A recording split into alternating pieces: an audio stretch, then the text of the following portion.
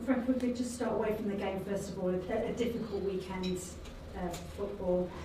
We've seen the tragic scenes at Leicester City. Your thoughts, I'm sure. Yeah, devastating news. And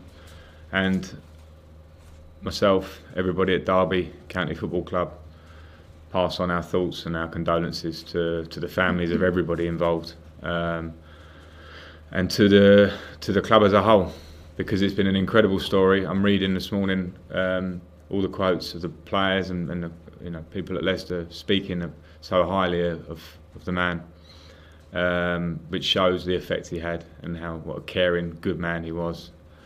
And it's just devastating news. Yeah, we support Leicester, we support their fans, we support the families involved. Very sad weekend. It does seem an age in football where we hear so many bad stories about club chairmen and owners. As you say, the stories coming out of Leicester just, paint him as a very highly thought of man. Yeah, completely.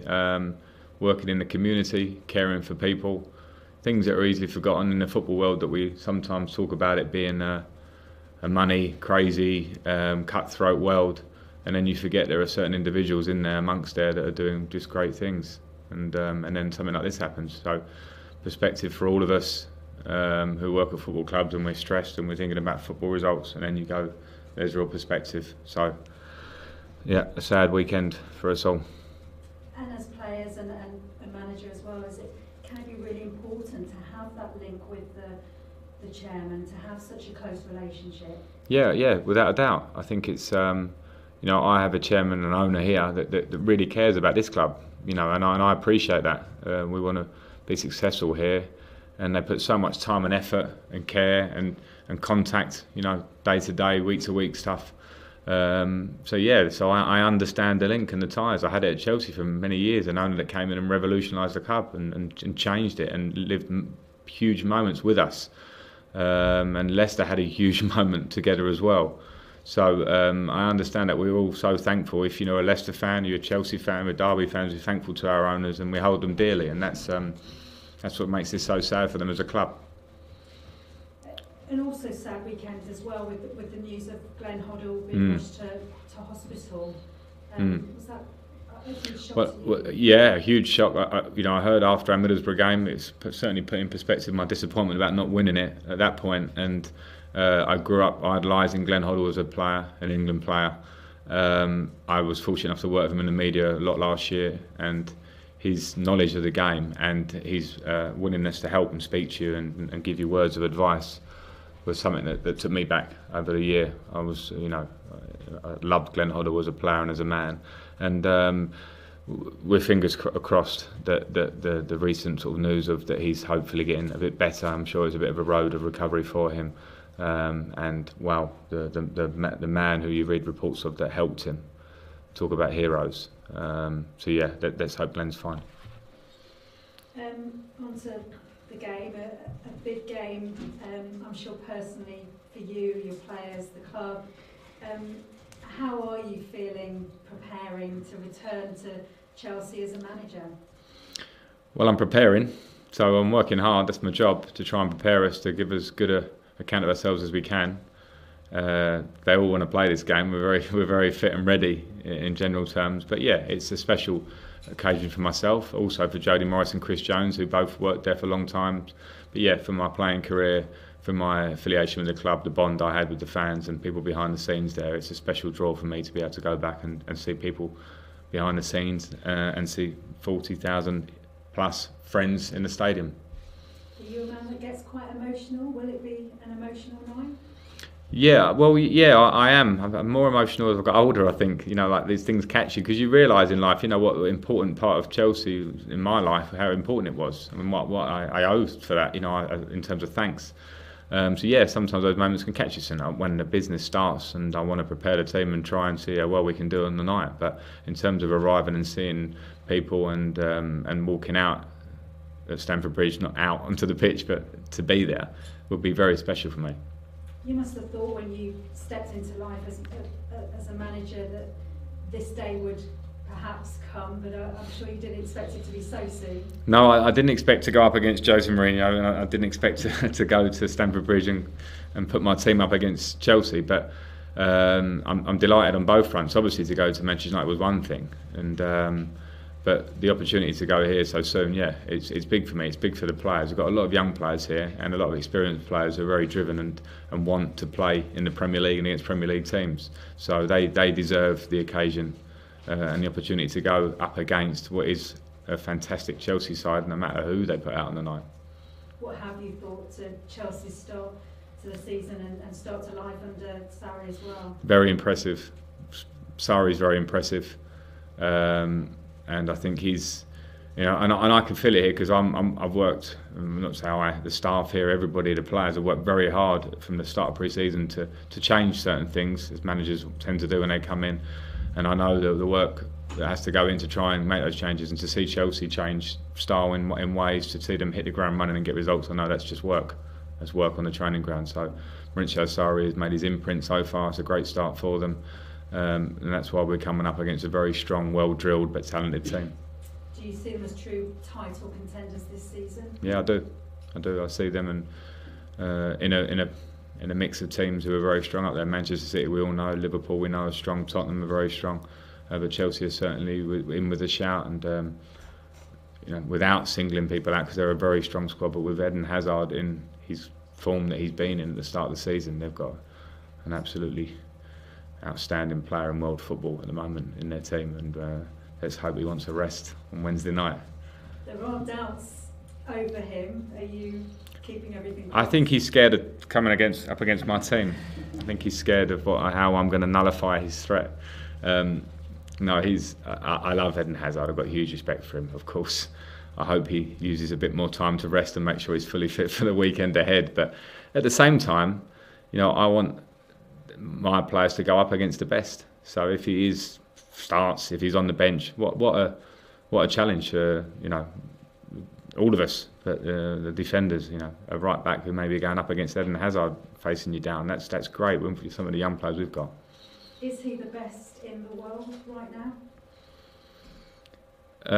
Well, on current form, with Messi injured, so I can take him out because I can never really put anyone above Messi. You shouldn't do. And Ronaldo, of course, he's at his new club. But I think on current form and his Premier League form, yes. But that's fluid. That does change because top players, someone else can be outstanding. But I've known it since the day Eden Hazard arrived at Chelsea. I could see the potential, the natural ability, and he's matured as a man. He's matured as a player, and I love watching him. And you don't have to be a Chelsea fan to say that. I absolutely love watching him. And I think there's probably more to come from Eden Hazard. You do think he can get even better? Yeah, he's in his prime. He's 27, I think. He's working under managers and the ethics of training and how he can improve. People have sometimes gone, well, can he do more? I think he's getting to levels now. You go, actually, yeah, he certainly is doing more, and that's down to work ethic alongside that outrageous talent that he has as a player. So I don't see any reason why he won't get better. Obviously, his form has brought inevitable speculation, constant speculation about his future. Would it be a shame to lose him from this country? Yes, because we love watching him, and he's the main man at Chelsea, and so Chelsea want to keep him. The Premier League wants to keep him. If he isn't on the pitch this week, who else will be the biggest threats in your team to watch out for? I don't know how long you got, but. They're a collective, so there are threats from everywhere, which is the problem with good teams. Willian, Pedro, Giroud, Morata, Ross Barkley playing well if he plays. Loftus-Cheek hat-trick last week. Drive from midfield, very well drilled as a collective unit. So it'd be pointless me trying to pick out one thing when we approach this game. We have to approach taking on their whole team and all the facets of it. A lot of talk of the young players in your team and their fearless attitude. Will they need to be fearless this week? Yeah, fearless and focused. Because they're good players. We've got good young players here, and it was the same as I said before. Old Trafford. I don't want the game passing anyone by. And that's the worst feeling ever as a player when you go to a big occasion and you get home and afterwards and you think, oh, I didn't get hold of that at all. It didn't grip it. And Manchester United, every player on the pitch did. And that's all I want to come away with. I'm not concerned with result at this point. I'm concerned with the players, not just the young players, everybody, that they turn up focused and give it everything. You've got Mount and Tamori, obviously, who can play against their parent club. It could be a very special night for them. Yeah, and they deserve that. They should thank Chelsea. They should thank me for making all the calls to try and persuade Chelsea. But I know they would have been devastated not to play. And I have to say, I think it was a classy move and the right move from Chelsea, because they are Chelsea players, and this is an incredible occasion for them to test themselves and take on board. So I think everyone is a winner in principle going into it. You talked about seeing Hazard as a young player and knowing he was going to be something special. Do you see that in Mason Mount? How special can he be? Yeah, he can be very special. And those things are always easier to say, like I did about Hazard after the event. You know, I don't want to heap that on Mason, but all the signs are there in terms of his quality, his talent, and his work rate. Because the thing with Mason is, even if he's having a game where we can't always be absolutely affecting everything with the ball, his work rate without the ball is outstanding. And I think that's what sets him out as a young player for me at the moment. And he'll improve. He's 19, so great test for him to go up against a strong Chelsea team. You know lots of people there still, I'm sure. Have you had many conversations about this game? Yeah. I've spoken to some friends and staff, people who are aware there. Billy McCulloch, the masseur, who's a sort of famous in-house at Chelsea for his personality, and Teresa, who works there in the press. Everybody knows Teresa, who goes to Chelsea over the years, been there longer than all of us. I could name them. A lot of people that are the core of the club, they're the heartbeat of the club. So I've had a few conversations, but to see them face to face will be great. How do you think you will feel stepping out there, being on the touchline? I'll feel proud and honoured to be taking my team and going to a place that I called home for 13 years and still feels like home. You know, this is my working home now, and I've got a great affiliation with this club already. I'm working hard to try and do something good here, and I love it here. But I can't forget 13 years of my career. It was a very special time for me. I was lucky to be part of such a strong era in the club with all the infrastructure that we came with Roman Abramovich, and so it will feel a very special night for me to be back there and feel the atmosphere once again. And when you were starting out thinking of becoming a coach, a manager, did you dream of perhaps one day being manager at Chelsea? No, because I'm pragmatic with those things, and I don't see anything beyond Chelsea. And then once Chelsea's gone, I'll see Birmingham at the weekend, and I know that in football it's only your next game is the only important thing. So to dream of those things would be one thing, but in reality it's what I do here.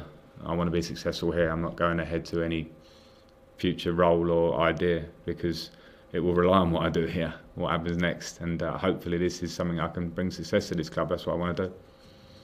Thanks. Frank, just a quick one from me on Saturday night's event, because it resonated here, being in the East Midlands, being a rival of Derby County, Forest of course as well, and we did see scenes of Derby fans and Forest fans joining together to lay flowers in a tragic scenario. That they were heartwarming scenes. Yeah, well, you know, it's football and then there's life, and of course we are so invested in our football and our clubs that sometimes we forget that there are things much more important, and sometimes these things, if there is anything to come out of them, it's the idea of bringing people together. Quite right that Derby fans would be doing that and feeling that way. We as a club are. Our flags are at half-mast at the stadium, and we all feel for them, and that's important in these moments. Has it been difficult for you to separate the emotion of Wednesday, which will obviously be a big moment for you, and your desire to win a game of football? To be honest, no. At this point, no. The emotions will kick in. I'm excited for the game, but I'm not, bubbling with emotions now. I'm actually thinking about how I can, organise the team to be as good as they can against Chelsea. So the emotions will be something for me to deal with on the night. But my job, and this is the same for every game we play, is the prep going into it. I actually can sit more comfortably on the sidelines when I know I've prepped as well as I could have done, or I feel like I have. So I'm in that process at the minute, and then come the game, I'll obviously enjoy the emotions, but it's business. You said going into Manchester United that it wouldn't be too difficult a selection for you, given how well your team played. What about this game? Similar feelings? No, because the team are playing well, and I've kept the same team now for a few games, generally, but I have to say that people are training well also. And the only way to force your way into a team that are playing well is to train at your best and show me every day here, which is what the outside world don't always see. But I'm massive on training, and if players are training and knocking on the door, then they make my selection more difficult. You said, maybe in jest, that it took Chelsea a lot of persuasion to play Mason Mount and Fikayo Tomori. Was the dialogue difficult with them? Were you constantly saying, look, please? No, I wasn't. I made a call, I asked a question, and they went away and came back and told me, yeah, over a bit of a period. So the conversations were all theirs. It was their decision completely. I'm not a person that bothers people till I get what I want, especially when I know my place and it's their player. So I'm just thankful that their conversation come back positive for us. Absolutely, Mason, he's okay. You know, you took him off midway through the second half. We'll see. And anyone else to be worried about? No fresh worries. We were the squad that we were at the weekend.